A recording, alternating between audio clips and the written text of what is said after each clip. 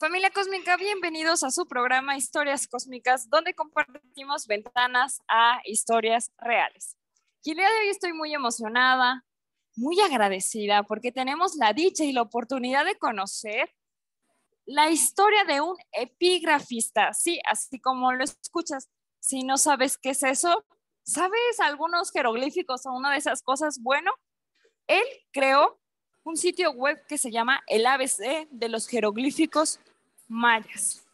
Y tú dirás, wow, pues sí, nada más ni menos. Lo que más me encanta de David es esa pasión que tiene por ese estudio, esa dedicación que le pone a ese estudio y sobre todo se adentra a estudiar aquello que los libros no nos dicen, aquello que su corazón le dice que vaya por ello. Y bueno, hasta da cursos y más. Así que bueno, David, bienvenido a tu programa.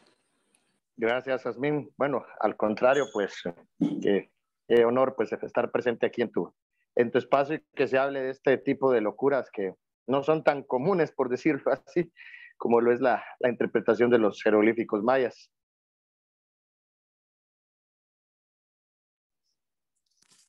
Y bueno, David, cuéntanos para comenzar, ¿quién ¿Sí? eres tú en este momento? ¿Quién soy yo en este momento? Pues, buena pregunta. En este mismo momento, David Franco es una persona siempre apasionada de los jeroglíficos, pero pues dividido también entre dos espacios, dado que también pues soy ingeniero informático y me dedico también a lo mismo. Y caray, mano, dividido entre lo que es la informática y los jeroglíficos, aunque mi pasión son y siempre será la escritura jeroglífico de los mayas por sobre todas las cosas. Así de simple. Buenísimo, buenísimo. Me encanta. Ya que comenzaste con esta parte, me gustaría que comenzaras a contarnos cómo nace tu pasión por los jeroglíficos. ¿En qué momento dijiste, yo voy por esto? O sea, esto es lo mío. Y bueno, familia cósmica, ustedes no sabrán, pero bueno, David está en El Salvador, por allá por El Salvador, ¿verdad? Honduras, Tegucigalpa, Honduras. Honduras, Siempre es en Centroamérica, siempre, sí. Tegucigalpa. Está hasta Sí. allá, imagínense. O sea, ¿cómo te nace eso, David? Bueno, el mundo maya siempre fue una pasión enorme que tengo en mí. Fue algo inculcado por mi madre, aunque ella a veces se enoja un poquito conmigo, ¿verdad? Por otros detalles, ¿verdad? Sobre todo por las múltiples ocupaciones que podré tener, pero es una pasión que fue inculcada por ella hace muchos años. Hace muchos años, mis libros, yo no tuve, por decirlo así, la mala suerte, le voy a llamar, de tener televisión. Eh, Mi televisión fue la voz de mi madre, leyéndome libros acerca de los antiguos mayas, sus libros de texto. Y ahí fue naciendo esa curiosidad hasta que posteriormente, cuando yo tenía 13 años, en 1996, más o menos por el mes de agosto, ella me regala un viaje al sitio arqueológico de Copán Ruinas, que es el sitio maya más interesante de mi país, Honduras, aquí en el occidente. Y fue un momento mágico, único. Yo llegué a ese lugar y jamás me fui de ahí. Quedé atrapado por siempre. Y con el pasar de los años, pues en aquellos momentos este asunto del Internet y esta comunicación que tenemos hoy en día, pues eso no era posible. Adquirir un libro de texto que hablara pues de este tipo de temas era un sueño. Es más, yo recuerdo incluso que en algunos libros de texto yo observaba de que pues, al parecer el sistema de escritura jeroglífica no había sido interpretado. Pero en eso se vino el año 2006, si más no recuerdo, sí, y tuve la dicha de ingresar a la Universidad Católica de Honduras, que en este caso es donde yo estaba estudiando la ingeniería informática, que es mi carrera, y conocí a un catedrático, el licenciado Carlos Wilfredo Maldonado. Él era un bibliotecario, o es un bibliotecario, pues, de los mejores que he conocido aquí en mi país. Y en este sentido, pues vino él y me empezó a obsequiar libros de mejor calidad, que me fueron acercando un poquito más al mundo de los jeroglíficos hasta que recuerdo que ya que por el 2007, 2008 ya por decirlo así, ya tuve acceso a una guía, aunque sea pues no por decirlo así de carácter fácil, porque la guía que bajé, que recuerdo que es una en este caso de Christoph Henke y Harry Kettunen, todavía hasta el son del día de hoy no la miro fácil, de primas a primeras, sobre todo para alguien que es principiante. Pero pues con ese primer acercamiento, con ese primer folleto que descargué de la web, pues empecé a tener mis primeros ensayos con escritura jeroglífica, hasta que allá por el año 2008 sí, ya empecé a tener contacto con un compatriota tuyo, epigrafista, Guillermo Cantón Rivera del Yucatán. Y bueno, pasaré toda mi vida eternamente agradecido con Memo, pues Memo me abrió, por decirlo así, el mundo de lo que es la mayística en México. Y me fui dando a conocer de a poco hasta que llegué a los talleres del doctor Nicolai Group en Guatemala en el año 2011. Y desde ahí pues ya empezó una tecnificación ya más grande, más fuerte. Ya para el año 2012 ya me fui y me radiqué un año en el municipio de Copán Ruinas, ya a impartir en ese momento pues ya lo poquito que sabía de epigrafía junto con los estudiantes de las comunidades maya chortí de ese lugar. Y así empezó de a poco una pasión, como tú lo mencionaste al principio, por querer enfocarme más en esto, sobre todo una temática que si en México tú la ves extraña, aquí en Honduras o sea, es un lío de extraterrestres. Eso no se, no se coincide y todavía hasta el son del día de hoy. Para ponerte un ejemplo, yo voy a mi trabajo y mucha gente ahí, es cierto que vos te dedicas a esto de los jeroglíficos, sí, y te quedan viendo así como pues entre signos de admiración, pero también de como bicho raro o extraterrestre o cosas así. Pero sí, ha sido algo que de alguna manera pues me ha dado un sentido de identidad, por llamarlo así, me ha dado un sentido de vivir, un propósito, que eso no cualquier persona pues llega a la vida, o muchos pasan por la vida sin saber qué propósito se puede tener, y en este caso pues yo tengo bien claro que si bien, aunque actualmente yo me dedico bueno, casi por decirlo así, la mitad de mi tiempo se me va en mi trabajo de informática, pues tengo claro que para lo que yo nací fue para los jeroglíficos, y que es ahí donde pues yo me doy a conocer y a desarrollar de la mejor forma.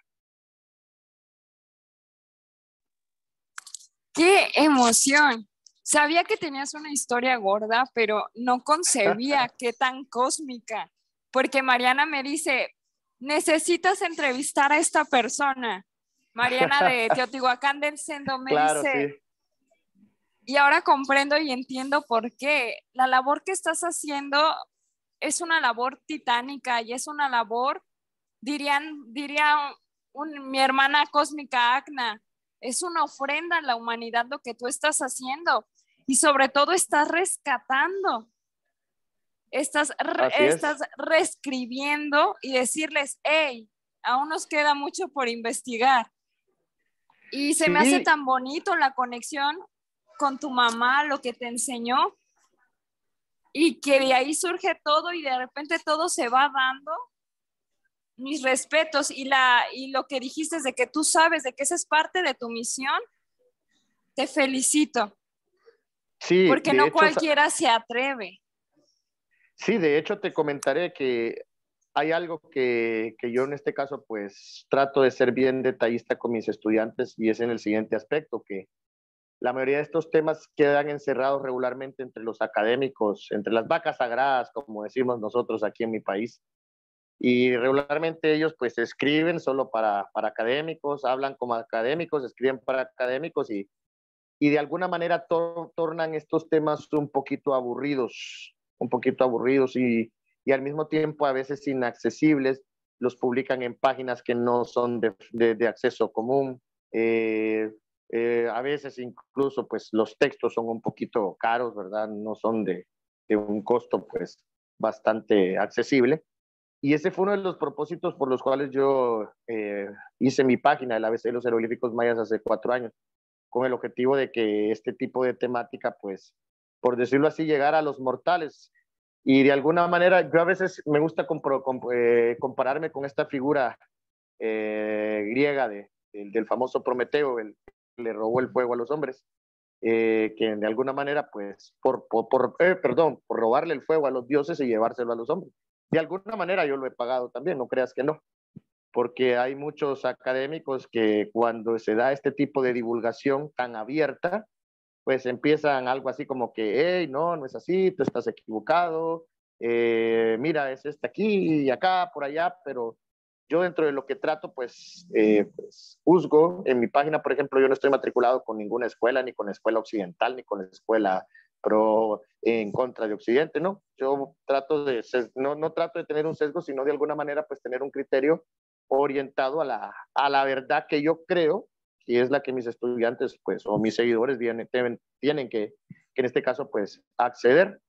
Y en este sentido, pues trato de hacer aquello que es bastante difícil, lo trato de hacer ver de una manera totalmente simple, algo que se entienda.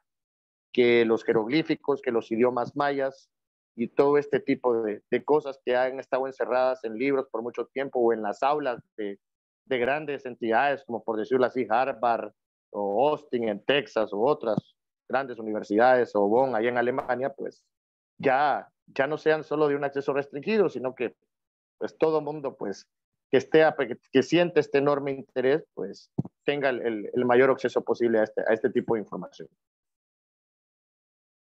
Y me encanta, de hecho concuerdo mucho contigo y esto que nos has compartido me viene mucho a la cabeza y esta intuición que me dice que gracias a que ellos fueron de esa manera, a esas vacas sagradas, que tampoco para mí tuve buenas experiencias, pero que si ellos no hubieran sido de esa manera, nosotros no estaríamos haciendo esto, ni mucho Claro, menos haciendo la divulgación de una manera como más sencilla y recordarles que es tarea de todos rescatar nuestra historia y saber de lo que estamos hablando. O sea, saber de dónde venimos, qué hay, porque muchas de esas teorías a veces pueden ser erróneas porque somos seres humanos y cada ser humano, al menos en mi caso como aprendiz de historia, que historiadora, aprendí que cualquiera puede tergiversar los documentos al transcribir, porque yo le así es. cambiaba. Yo hacía mis traducciones de siglo XVI y yo acomodaba lo que decía y la maestra me decía, ahí no dice eso. Y yo, pues sí, ahí dice eso. Yo interpreto que eso es lo que dice porque me baso de una, me baso de otro. ¿A qué va esto? A que posiblemente en los jeroglíficos, en la epigrafía alguien dice, pues según yo sé que esto puede ser esto, ¿no? Pero cada uno tenemos una mirada distinta y una ventana distinta. Y ya que entramos de lleno a este tema, ¿qué es la epigrafía para ti? ¿Qué son los jeroglíficos para ti? Bueno, si nos vamos por la versión oficial, la epigrafía es la interpretación de textos antiguos escritos en piedra u otro material. Pero si lo veo desde mi perspectiva, pues es la narrativa de una historia por sus propios creadores, en este caso por los antiguos mayas. Son ellos contándonos su historia con sus propias palabras. Así, ese es el objetivo que yo me marco siempre con esto de la epigrafía. Pues me encanta y me emocionó toda. Me siento como una niña de sí, ya quería escuchar esto. Sí, Y, sí. y bueno, Sí, realmente es algo fascinante realmente la epigrafía y entiendo, por ejemplo, por qué, por ejemplo, Mariana está emocionada pues con los talleres y es algo, pues, ese grupo principalmente el que está ella, el que está Norma también, Norma, Hilda, Patti, pues, es un grupo que ya tenemos ya casi un año de estar juntos y no se cansan de recibir clases. También yo me quedo asombrado porque no se aburren cuando estamos en periodo de vacaciones y profe, ¿y cuándo vamos a empezar? ¿Y cuándo vamos a empezar? Y le digo, calma, calma, tenemos que descansar un poquito, Leo, porque no es fácil asimilar este tema, por más fácil que yo trate de darlo, pues de la noche a la mañana. totalmente, totalmente. Y bueno, en estas investigaciones o en esto que tú has interpretado, ¿Qué fue con lo primero que te topaste? ¿Cuál fue las primeras interpretaciones que tú hiciste de los jeroglíficos? Bueno, allá por el año 2007 yo lo único que podía hacer en aquel entonces era leer fechas, las famosas cuentas de calendario de 260 días con el Haat de 365 y la cuenta larga de 5,000, de aproximadamente 5,200 años. Estuve casi 2 años con eso. Ya es cuando yo conozco a mi amigo, a Guillermo Cantún, que ya empiezo a tener acceso a mayor información. Y cuando yo me involucro a la escuela de epigrafía del doctor Nigru y empiezo a conocer otros amigos, como por ejemplo Camilo Luín de Guatemala, entre otros, pues ya empiezo a tener ya mayor conocimiento, mayor lógica. Y de alguna manera, pues también por una lucha autodidacta, porque esto de los jeroglíficos, por mucha ayuda que te puedan dar, si tú no pones de tu parte, no avanzas, no avanzas. Entonces, en este caso, pues ha sido un proceso de muchos años en el cual, pues, yo solamente aprendí a leer fechas, ahora pues ya me puedo, por decirlo así de alguna manera, no voy a decir que a la totalidad, porque no me gusta hacer, de pecar también de que la totalidad, de hecho el sistema no ha sido interpretado totalmente, pero sí soy capaz de interpretar un buen número de los mismos y sobre todo ya plantearme historias, hipótesis, de escribirme una película, por decirlo así, de los hechos que estas personas pues narran en sus descripciones.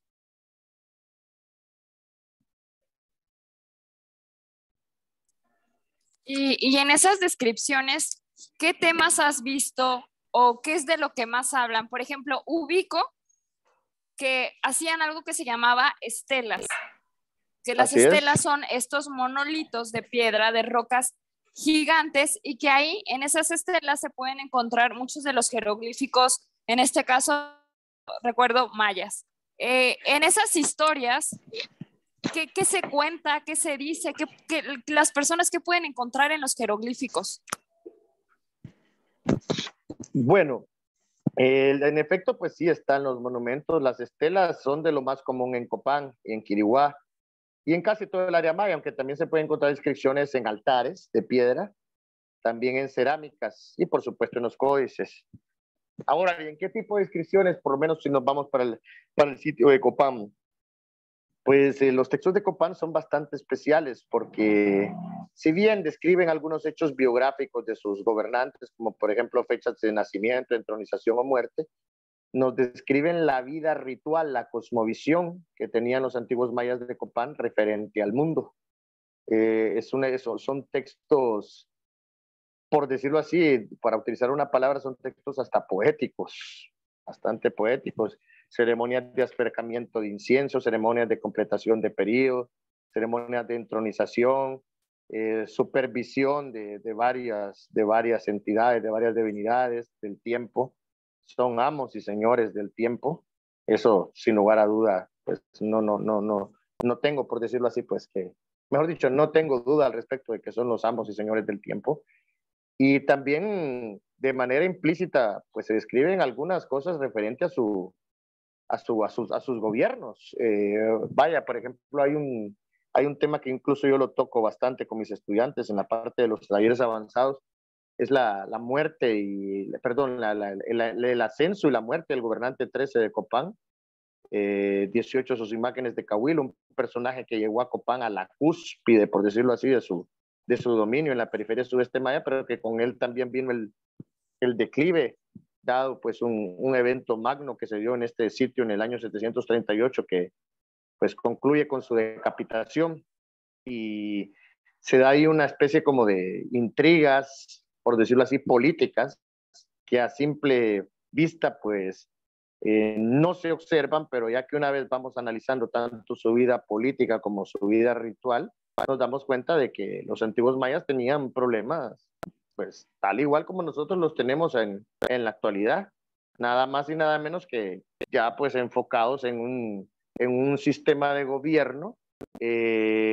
por decirlo así, de carácter teocrático, donde en este caso pues el Cúculajá o el Sagrado Señor es es el encargado, pues, por decirlo así de alguna manera, de llevar la fe o la religión de su pueblo, pero al mismo tiempo, pues, ese sistema se va degradando y llega a un colapso en el cual, pues, fue inevitable. Ahora, cuando hablo colapso, no quiero decir que los antiguos mayas desaparecieron, esa típica, pues, por decirlo así, afirmación que se da de que por qué desaparecieron los mayas. No, los mayas nunca desaparecieron. Lo que colapsa es un sistema de gobierno que los regía, pero ellos están muy vivos. Ellos sobreviven en 31 variantes idiomáticas hasta el día de hoy. Están presentes en su idioma. Su sistema de escritura fue reprimido. Eso, pues, principalmente en la parte del Yucatán es donde se tiene la mejor documentación de esa represión con este señor Fray Diego de Landa. Pero no fue el único caso. Lo que pasa es que Landa es el que más se conoce, pero la represión del sistema de escritura jeroglífica fue en muchas partes, no solo del Yucatán, posiblemente hasta en la parte norte de Guatemala, en lo que actualmente se conoce como la Isla de Flores. Pero esos son los hechos, por decirlo así, que se describen en los monumentos de los antiguos mayas. Se describe su vida ritual y en algunos casos hasta su vida política. Guerras, alianzas matrimoniales, ¿qué más? Entronizaciones, alianzas políticas. O sea, era un mundo, pues, tal cual, pues, nosotros hoy en día, pues, lo vemos actualmente.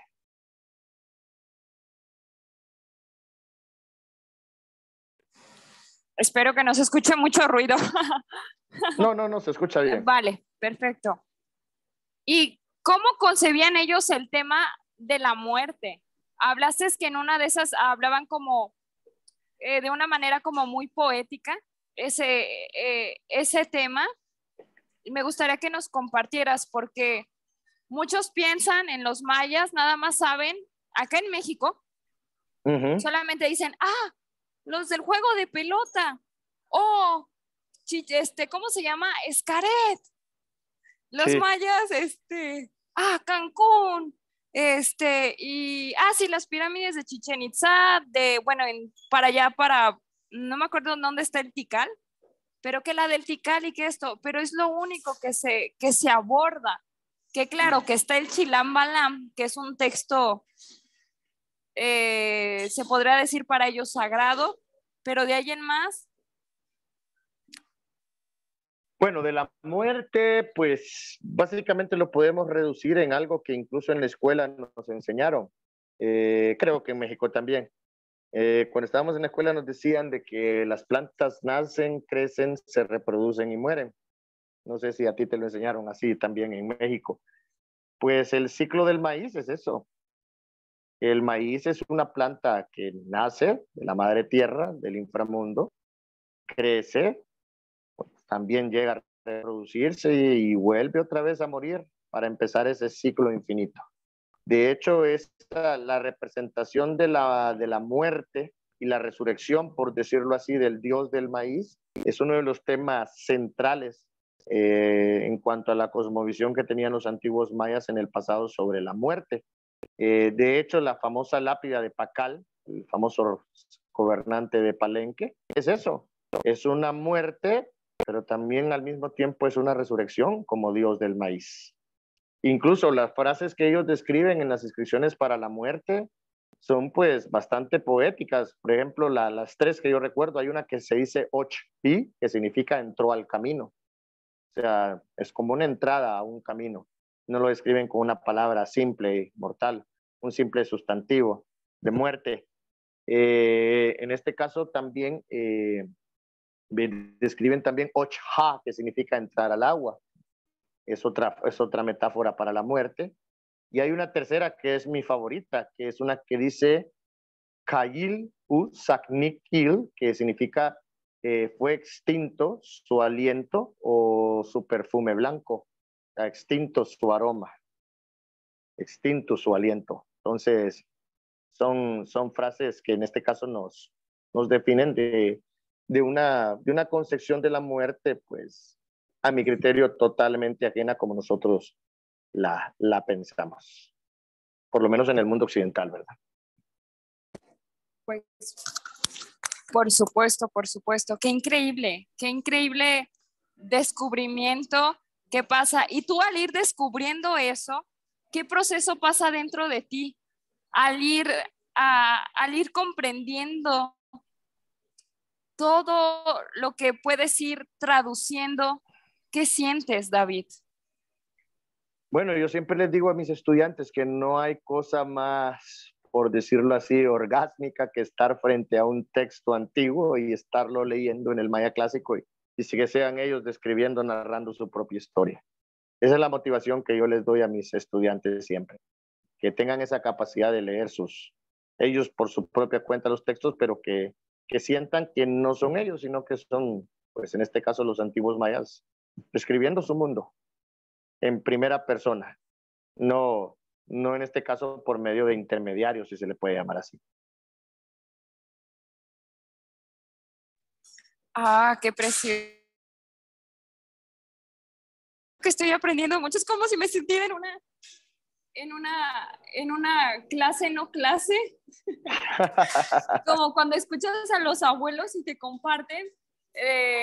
Acá en México se diría así a esos sabios antiguos que te comparten y estás así de... Entiendo. Sí, Y bueno, entiendo. ya que entramos en esta parte, ¿qué tanto compartes en tu página, David? Las personas que pueden encontrar en tu página y qué es lo que más te gusta compartir. Bueno, te diré que el comportamiento de la página es bien extraño.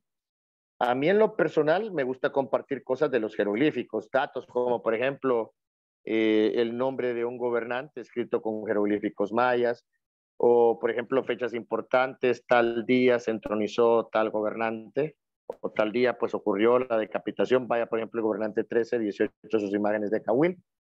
Pero curiosamente son las publicaciones que menos interacción o menos like, por decirlo así, reciben. A la gente lo que he notado yo que les fascina en la página, y lo que he notado, y de hecho son las publicaciones que más se disparan, les gusta, por decirlo así, una especie como de viaje al pasado.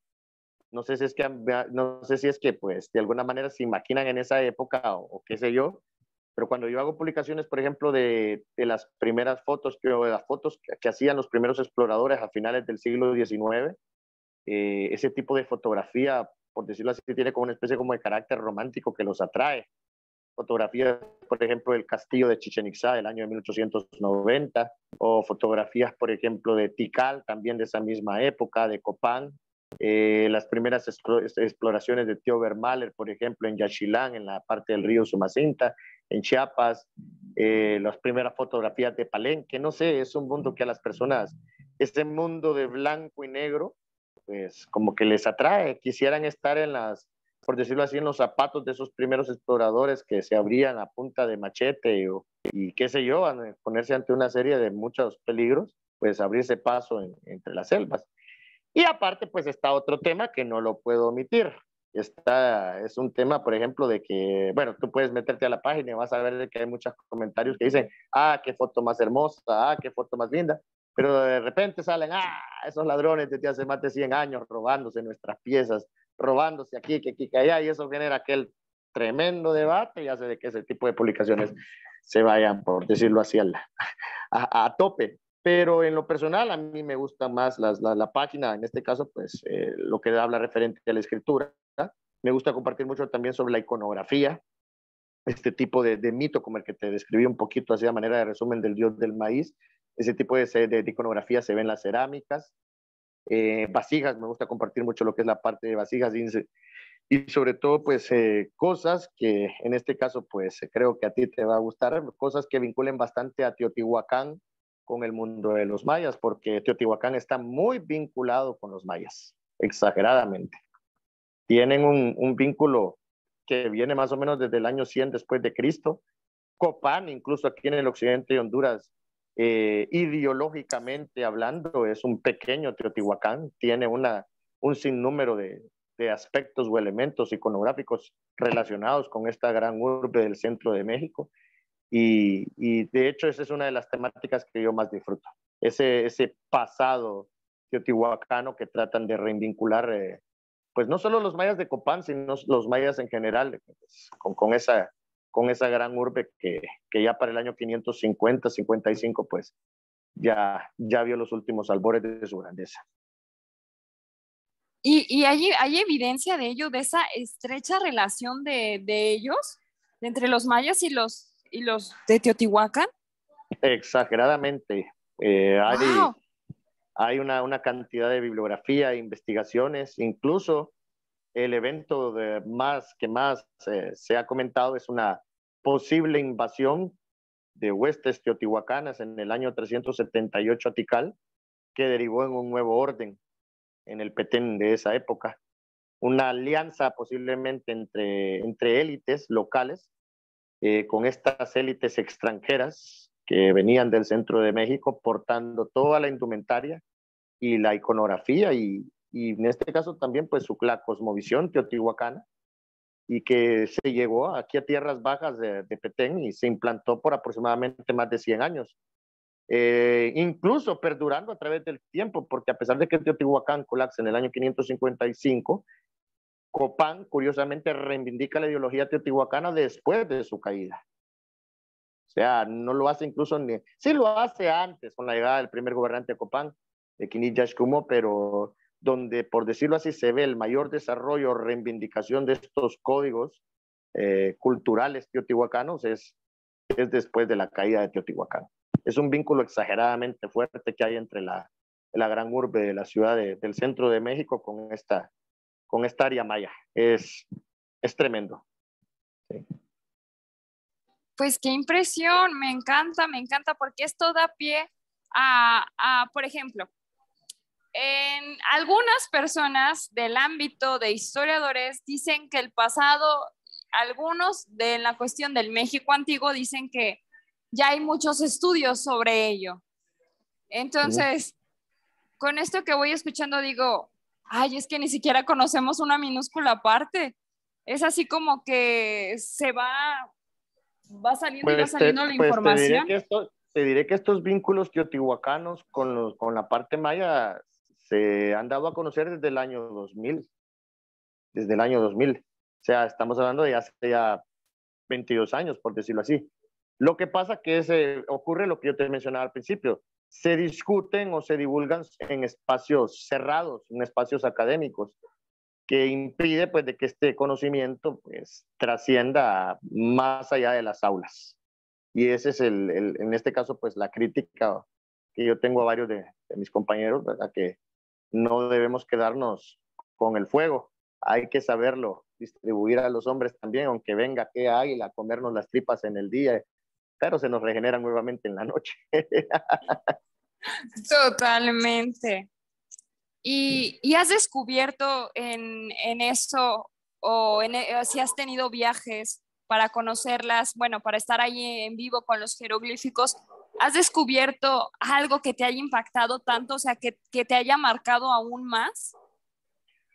Bueno, lo que pasa que sí he tenido la oportunidad de conocer varios sitios arqueológicos, principalmente, bueno, la parte de Honduras prácticamente toda, Guatemala, un gran sinnúmero de sitios. Pero lo que pasa es que a mí lo de la cultura de los antiguos mayas no hay día que no me deje de sorprender. Yo siempre me topo con cosas nuevas. Siempre. Es algo que, que es tanto lo que hay que estudiar y aprender que no deja de sorprenderme día con día. ¿Y habrá algo en específico que nos puedas compartir como algunas 3 o 5 cosas que estén ahorita como, sé que son muchas cosas las que sorprenden, pero 5 que nos pudieras compartir o 3? ¿De qué tipo? Relacionado a los jeroglíficos, a lo que tú vas leyendo.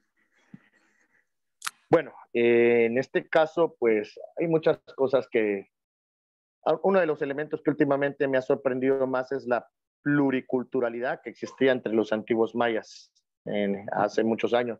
Nos imaginamos a los mayas como una especie como de, vaya, el típico nacionalismo, vaya, hondureños, mexicanos, guatemaltecos, salvadoreños. No, ellos no eran así.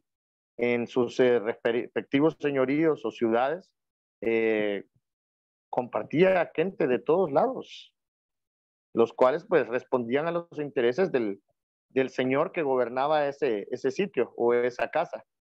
No es, por decirlo así, por ejemplo, que tú fueras a Copán y encontraras que del 80% de la población, todos, o del 100% de la población, el 80% son 100% copanecos, ¿no?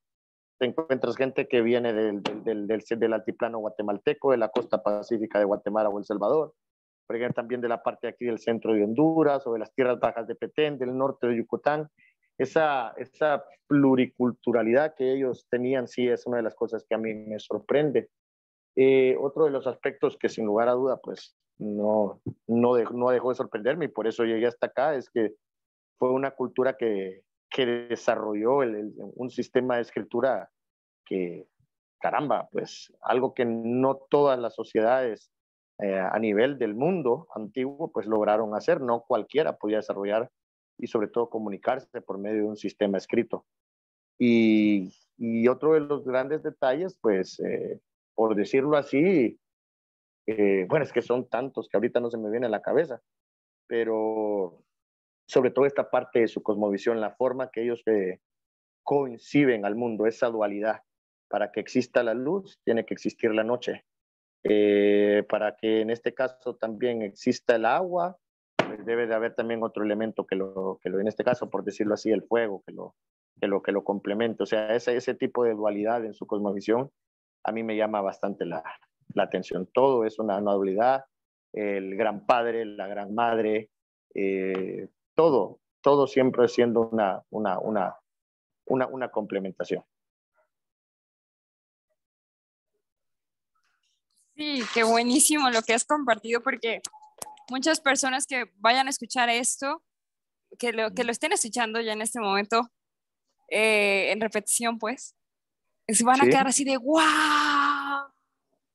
sí, principalmente eso es lo que te digo, el día y la noche, esa complementación del día y la noche es algo que a mí es de las cosas que más me apasiona. O sea, y no se concibe a la noche también como mala. De hecho, los mitos de la creación mencionan que el mundo nació de la oscuridad. O sea, antes de que todo pues fuera creación, Ajá, claro, claro. dice que el mundo estaba hecho de agua y de oscuridad. De ahí se crearon las cosas. Así lo menciona el Popol Vuh y otros mitos. Entonces, eso son cosas que a mí pues me llaman, me dicen, wow, estos tipos sabían de que para que existiera la luz tenía que existir primero la oscuridad. Algo que o sea, no puede iluminarse algo que ya está iluminado. Se ilumina a partir de algo que está en caos, que está en oscuridad. No, y esto hasta suena mucho a esta parte como de la New Age, que también te maneja como ese tipo de conceptos, Sí, pero que te créeme que llaman la noche oscura del alma y ahorita es como de no, pero sabiduría. créeme que en la academia existen esos conceptos. De hecho, pues hay una famosa deidad que el Popol Vuh la describe como Buku Kakish o 7 guacamayos, una deidad que fue derrotada por los dos gemelos, por Hunapuech Balanque, que de paso dichos gemelos se convirtieron en el día y la noche. Uno se asciende al sol asciende al cielo, perdón, en forma de sol y el otro en forma de luna y asumen las funciones que anteriormente tenía este pájaro que en mucha iconografía del clásico aparece acá en una de sus alas, el glifo de Kin, perdón, de Akbar, de oscuridad, y el otro el de Kin, de día, o sea, es un concepto que viene desde hace muchos años y no está asociado pues con esto del New Age y toda esta cosa, es algo que ahí está y que incluso hay documentos académicos que lo pueden validar. Lastimosamente, pues como te reitero, estamos fallando en este asunto de la divulgación y eso impide pues de que de alguna manera pues tengamos una, no voy a decir una verdad, pero sí un tipo de conocimiento más en este caso, más en general, no tan restringido en cierta aula académica, por decirlo así de alguna forma. Pues me encanta, David. Y en todo esto que nos vas compartiendo, que nos estás diciendo, que cuando estás con tus estudiantes, ¿cuál es la reacción de tus estudiantes al tú compartirles todo ese conocimiento? Y sobre todo, ¿qué enseñanza te dejan tus estudiantes al compartirles tú eso que tanto te apasiona? Bueno, En mis grupos de estudiantes, no voy a mentirte, hay de todo un poco. Hay gente que pues, se matricula con, entre comillas, con todas las ganas del mundo para aprender, pero llega en algún momento pues que no sé, ya no continúan, no siguen adelante, pero los que logran hacerlo, pues es como lo inverso de los que se van, siempre quieren estar, siempre quieren estar en esa sed infinita de conocimiento. Incluso tengo estudiantes que hasta se matriculan 2 veces en los cursos con el afán de seguir, aunque ya los hayan sacado. Es algo que pues a mí me sorprende un poco y siempre están en aquella sed insaciable de más conocimientos. Eso es algo que a mí me da la idea de que pues por mal camino no vamos, pues vamos ahí avanzando un poquito. Pero sí, esa es una de las metas que yo tengo, que en este caso pues es que este mundo de la epigrafía sea más conocido, que no se quede solo en las aulas académicas y que el día de mañana pues muchas personas sean capaces de viajar a estos sitios arqueológicos y que sean los mismos antiguos mayas que les describan sus historias en primera voz, sin que nadie más se las cuente y ellos mismos haciendo sus propias interpretaciones. No incluso inculcándoles mi verdad, sino que ellos, con las herramientas que yo les brindo, pues tengan la capacidad necesaria para poder interpretar y dar sus puntos de opinión. Eso que has dicho es como un súper mensaje tremendo para todos. Es como, ¡pum! Ahí les va. Sí. O sea, si tú quieres realmente, como dirían, vivir en carne propia, hay que aprender de ello para Sí, poder saber y no quedarnos con lo que nos dicen, ¿no? y eso es algo que yo se los aclaro a ellos, que yo lo que les brindo son herramientas, no es la verdad. La verdad cada quien tiene que buscarla. O sea, esto solo es un camino, miren, esto sirve para leer esto así, así, pero ya las interpretaciones que ellos hacen de las historias, pues ya ellos tienen que forjarlas. Yo solamente les oriento y obviamente les doy mis puntos de vista, pero no necesariamente mis puntos de vista son los que ellos tienen que seguir. Me encanta. Y ya que has dicho esta parte, que si alguien de los que nos escucha dicen, oye, es que yo quiero aprender con David, ¿qué les enseñas? Más bien, ¿qué herramientas les compartes en tus cursos? ¿Qué herramientas? Pues básicamente, como te reitero, trato de hacer ver simple aquello que parece difícil. Ahí radica mi filosofía de enseñanza. Simple. ¿Y hay algún costo o algo de una vez para que sepan las personas? ¿Cuánto es Pues, la matrícula? pues regularmente para mis estudiantes en México, regularmente oscila en 1,250 pesos. El curso tiene aproximadamente una duración de casi 3 meses. Es una clase a la semana, son casi 3 horas a la semana, esa única clase. En total el taller anda entre 24 y 30 horas, cada nivel. Cada nivel, y en total, pues estamos hablando de que si tomas todos los niveles, bueno, la mayoría, vaya, por ejemplo, por el caso de Mariana y de Norma y de Hilda, ellos ya llevan ya casi un año. Ellas, tanto ha sido, por decirlo así, han sacado casi 5 niveles. Los 3 básicos más otros 2 cursos alternos. ¿Y de cuánto ha sido la inversión? Pues bueno, multiplica cada nivel por 1,250 pesos y esa ha sido su inversión en todo un año. Pues es una gran inversión porque es una herramienta que te permite hasta aprender más de ti, aprender de tu historia y como bien dices, cada quien sacar su propia verdad, Así es. porque no hay de Así es. otra. Como Así dirían, es. no hay verdades absolutas, sino que cada quien tiene su sentir y ya está. Así es. Oye, David, y para ir cerrando esto, cuéntanos, ¿qué eliges hacer para tu eterno presente? ¿Qué elijo hacer para mi eterno presente? Uf, caramba, es una buena pregunta. Eh, ay, ay, ay, ay. ¿Qué? Si me puedes más o menos dar una orientación, ¿qué elijo hacer para mi eterno? ¿Qué Es que eliges hacer para todos tus momentos? Porque sabemos que o sea, por ejemplo, nada más está este momento, ¿no? O sea, en el aquí y en el ahora, ¿qué eliges hacer? ¿Qué eliges hacer para Pues, todos tus aquí y ahora?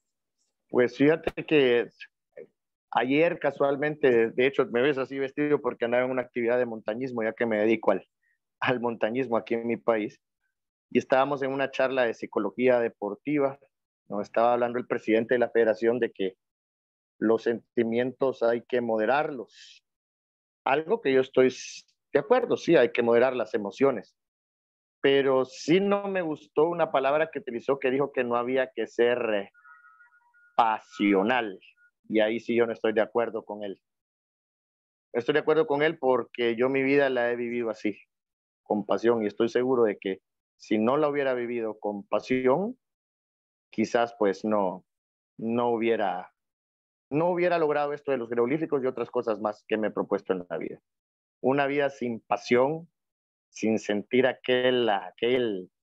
bueno, es que la pasión es algo hasta indescriptible. Para mí eso es un fuego. Bueno, voy a citar hasta algo bíblico, pero es que es el único ejemplo que se me viene ahorita a la cabeza. Es como esa zarza ardiente que miraba a Moisés, que ardía pero no se consumía. Eso para mí es la pasión. Es una zarza ardiendo, pero que no se consume. Y en este caso, pues el presente o las acciones se tienen que vivir con pasión. Cuando no se viven con pasión, pues creo yo de que se pueden lograr ciertos objetivos, pero no se le da esa magia, ese sabor, esa razón o ese propósito que te mencionaba al principio para lograr las cosas. Entonces yo lo resumiría en esa palabra, en pasión. ¿Que hay que moderar los sentimientos por veces? Sí, probablemente. Pero que las cosas no se deben de hacer con pasión, no estoy de acuerdo con eso. Me súper encanta. Y una última pregunta, David. ¿Te imaginaste desde niño hacer todo esto que estás haciendo? Siempre quise hacer este tipo de cosas, pero creo que la vida me ha sorprendido con más, con más. Aunque habré de reconocer de que sí me ha sorprendido con más, pero también el camino ha sido más difícil de lo que pensé. Pero ha valido la pena, ha valido la pena. Pero si nunca en mi vida, por decirlo así, maquiné llegar a, vaya, para ponerte este ejemplo, cuando mi madre me leía estos libros, yo soñaba estudiar a los mayas, pero nunca me imaginé que iba a poder leer sus textos, vivirlos, interpretarlos, hacerlos parte de mi vida, de yo poder caminar, por ejemplo, por la calle y que digan, ve, allá va aquel, el que lee los glifos y todas esas cosas, esa asociación que me hacen con ellos, es para mí un honor el cual yo nunca lo imaginé, la verdad. Por eso siento que me han dado más, aunque también se me ha exigido más. Eso me recuerda que como dirían, que hay que disfrutar el camino como en la comida, ¿no? Que Así tenemos es, sabores de todo y hay a veces que toca algo amargo, toca algo caliente, toca algo frío y se ve que tú tienes esas ganas de seguirla disfrutando, compartiendo y sobre todo llevando este mensaje a todo el mundo y de llevar que todos se adentren a estudiar esto. Eso es así es, lo que siento y en verdad te agradezco lo que has hecho, lo que sigues haciendo y porque estás abriendo caminos. Como diría el sombrerero loco, los locos. O alguien decía por ahí alguna frase que dice que los locos son los primeros que abren camino y después sí, vienen los sabios y le continúan. sí, así es, exacto. Y créeme que así ha sido. Y es algo de las cosas que a veces yo me molesto con mis colegas porque ellos prácticamente han continuado el camino de personas que eran locos, que fueron ninguneados, que incluso cerraron sus ojos sin ni siquiera pues la palabra, no tanto de validación, sino de agradecimiento, una simple palabra como gracias.